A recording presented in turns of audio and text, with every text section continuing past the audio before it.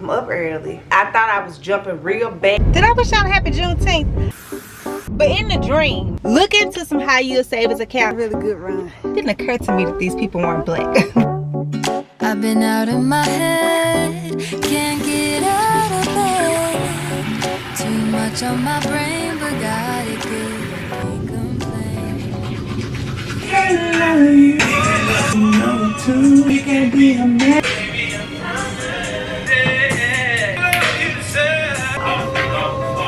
Good morning and happy Monday, July 3rd. Well, this week is going to be a four-day run week. So praise God it's not 5. I'm up early. I'm dressed. This top is from Amazon. Apparently it is a Lululemon dupe according to the comments. I don't know because I don't shop on Lululemon.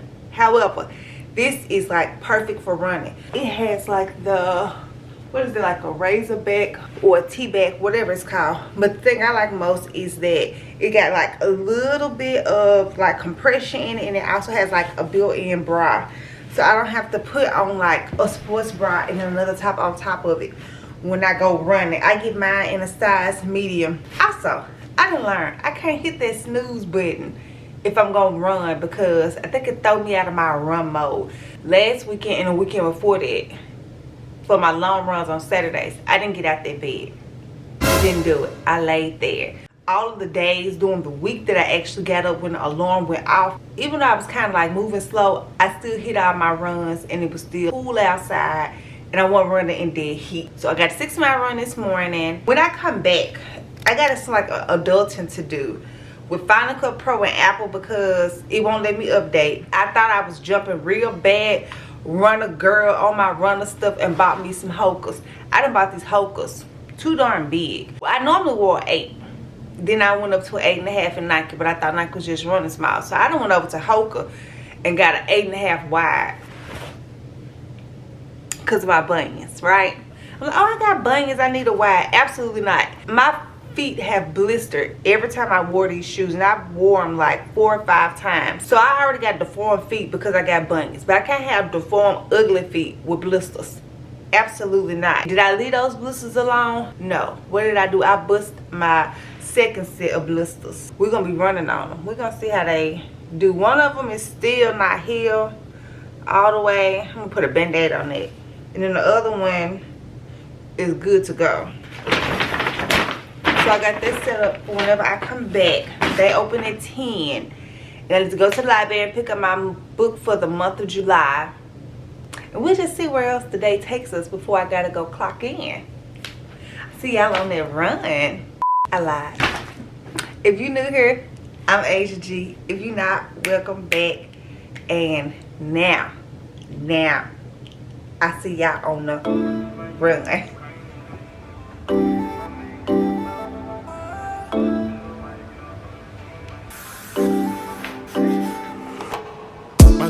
I wish I knew what made runs feel like really good and what make runs suck, because today was a 6-mile run and it was excellent.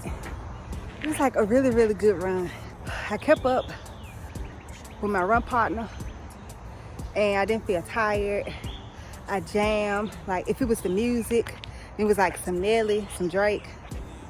If it's because I got up on time when the alarm went off, just hopped out of bed. Is it because I listened to Jacket Edge while I got ready? Is it because I wore shoes that don't hurt my feet or injure my feet? Because the Hokas didn't hurt, they just injured it. So I wish it was more of a formula of what made a good run, because then I could share it with y'all and convince y'all to get up out y'all bed, to go run, and to go sweat, and to buy athletic clothes that you don't need so that you can go on this said run, to be said cute and feel cute. Because I have the order ID number. I am going to get you over to Mike. They may be able to just walk you through. Please hold for an Apple support advisor. Oh, Fair Midlands. I'm awake, I'm alive, I'm here. This is good. For the MacBook Pro? We are dealing with a MacBook Pro.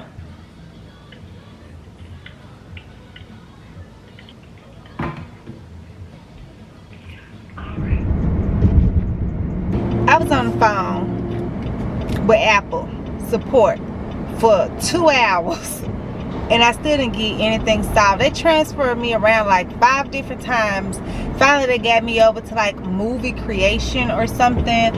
And Carly was the lady that I spoke to. She was really nice. Everybody that I spoke to was really helpful and really nice, but they didn't know how to fix the problem. When I bought my Apple MacBook, I bought it pre-installed with Final Cut Pro, and it never showed up like in my purchase list because I didn't purchase it after I purchased when I bought it, and apparently that's like a whole different process. So if y'all buying an Apple product, buy your apps and stuff after you buy the thing. Don't buy it pre-installed. Apparently it's like a whole nother process that nobody knows anything about, and they had to log a ticket and they're going to get their engineer to call me. So she said, what's today? Monday. She said be expecting a call back from her on Saturday. So long as they fix it, it's fine. I'm head over to Fleet Feet because June was a month of like splurging, like ridiculous splurging for me. Like I was saying earlier, those hokers weren't cheap, so I really need to exchange them for a size that fits, so I can determine if I really like this brand. But speaking of money and splurging, I had a dream, and I feel like all of this is kind of going together. I had a dream last night about I know the people in the dream. I don't know the people, but they like celebrities. But I feel like to say who they are would be just like really Asian. So I'm just gonna spur us there. But in the dream, it's like a parent of a billionaire. They're in my dream. Basically, like I talked to the dad, and he's just like, well, are you aware of like what this PMI costs for her to rent this B&B? This this B&B. It's a Airbnb, and the PMI is something that you pay on the house, not even like an Airbnb, but whatever. It's basically like, he was basically asking me, do I know like the financial implications of me booking it for his daughter? In the dream, I say, it didn't matter what it was. I would have paid it regardless if it was $8,000. It didn't matter, right? And I said, but now that you didn't mention it, just tell me what the PMI is and why that matters. And so then the dream flips over to me actually having like eating with the billionaire's mom, and the billionaire's mom says, you know, even though such and such has money, but a penny saved is a penny earned. And she said I'm saying a penny, but you know, and I go, yeah, a million saved is a million earned. Then right after that, my alarm went off for me to get up to go run. And so I was telling Joe about the dream, and he said he wrote my horoscope in like one of the Memphis flyers here yesterday, and he said he meant to send it to me, but it was basically something about financial saving and not splurging. So usually when I make my next monthly, like I make monthly, like a monthly challenge. My June challenge was to give up peanut butter. And they usually like reactionary challenges to something I done did the month before. So my July challenge for myself is to go on a low buy. I need to be checking my bank account. I'm gonna talk to y'all when I get stable. Just hold on. Okay, so this is what I was trying to say. For the month of July, I'm gonna be very money conscious, following the actual budget that I set for myself. I want to do that for the month of July. And I actually was checking my credit card statement because I'm paying that off every month. That was like my yearly goal for this year, is to pay that credit card off, pay my 2 credit cards off every month in full and not let anything roll over. So I was checking my rewards points, like my cashback points, and I noticed like on my credit card I get, I think it's double cash back for, or double points back for dining. It got to be dining, retail, and something else. And I think I get an extra point or something like if I use my card for gas. So now that I know those are the things that my Regions check card, my Regions credit card is giving me extra points back on, I want to make sure that I'm doing it.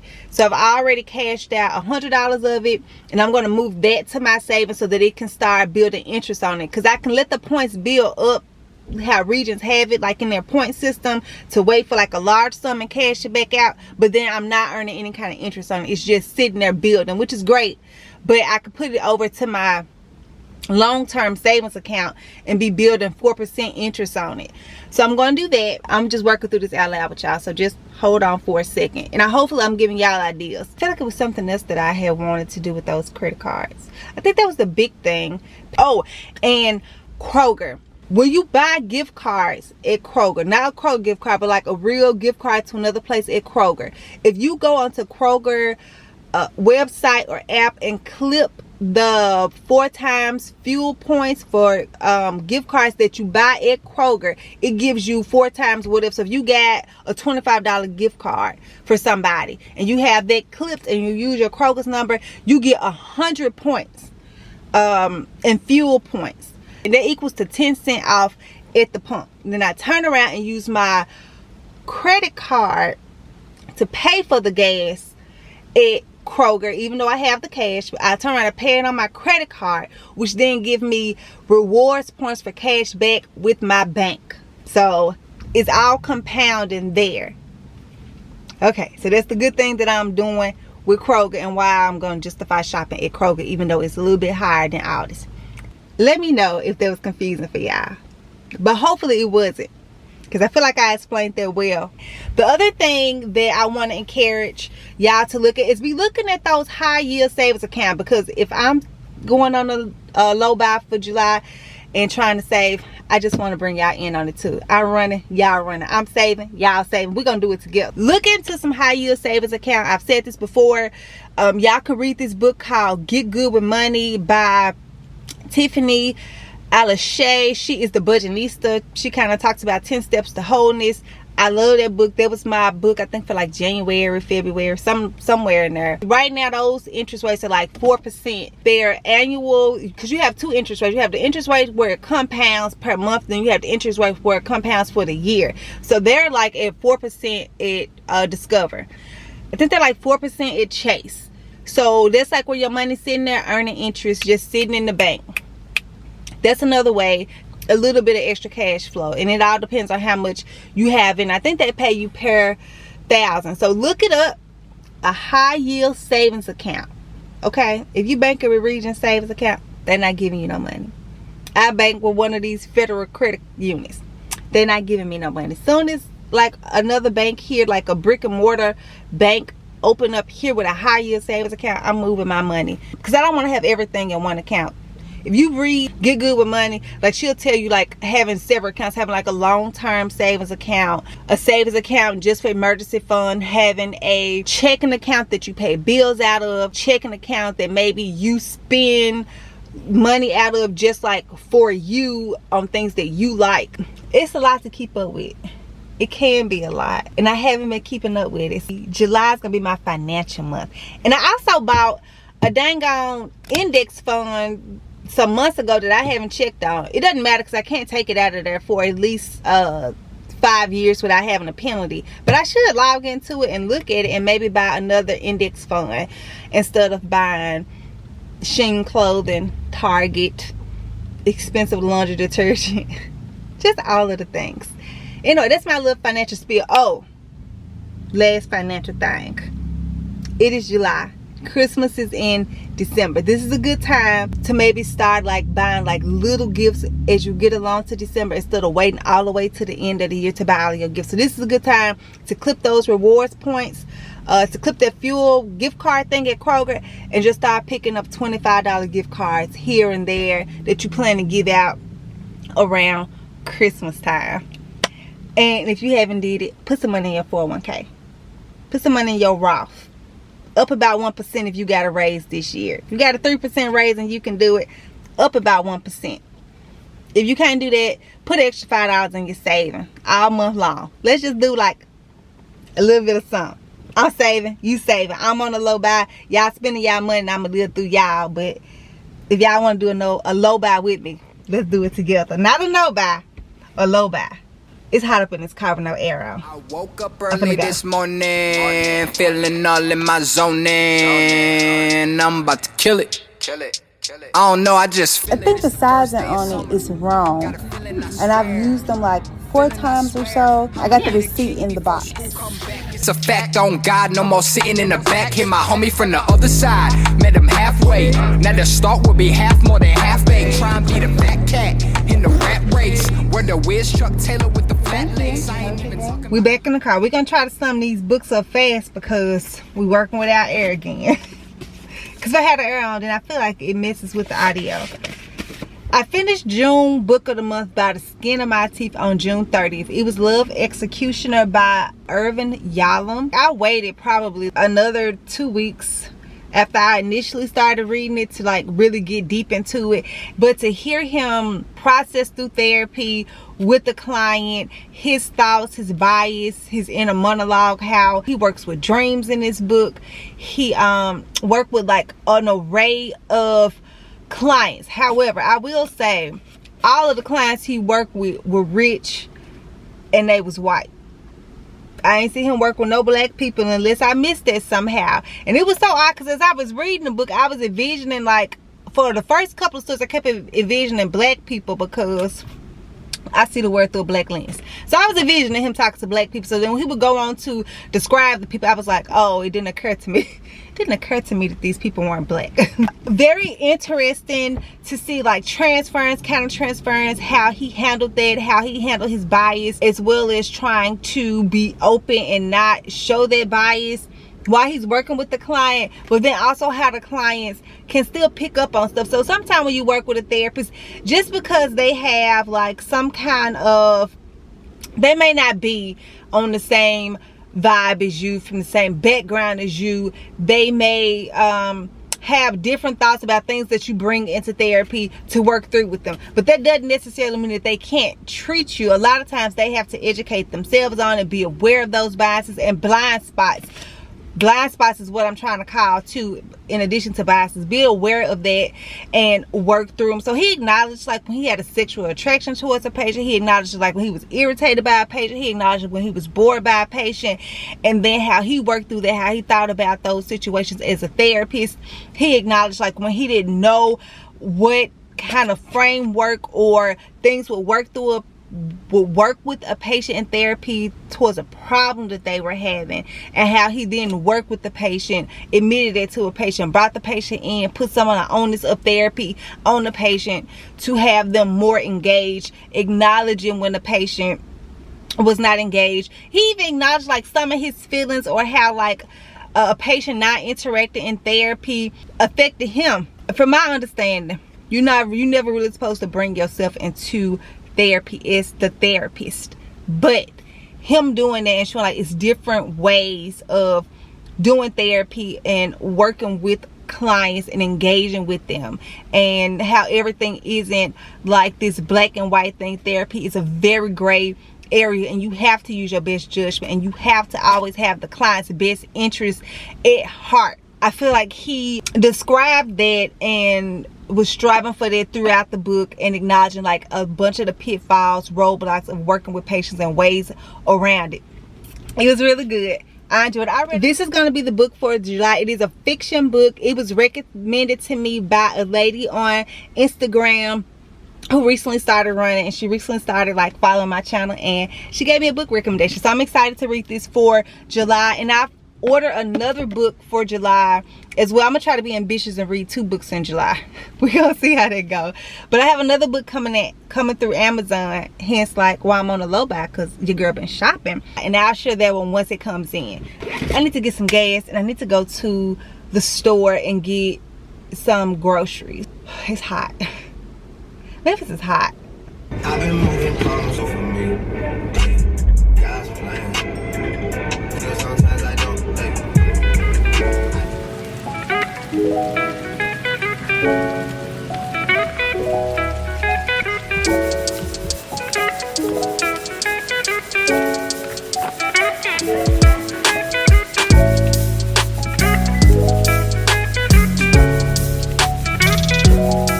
What possessed me to go to the grocery store today before the 4th of July?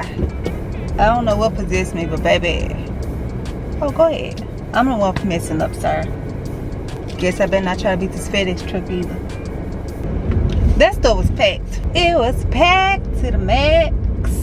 You know what? Since I don't really eat a lot of meat now, so I don't eat meat at all now, I don't be that excited for the holidays. The ribs, the hot dogs, the turkey, the ham. I don't eat none of the good stuff that was my favorite during the holidays. Anyway, happy 4th. Did I wish y'all a happy Juneteenth? I don't even think. Happy 4th, happy Juneteenth, and happy Pride Month. Because I know I went wrong. I know I could have did way better than that for the month of June. I do apologize. We're going to do better next year.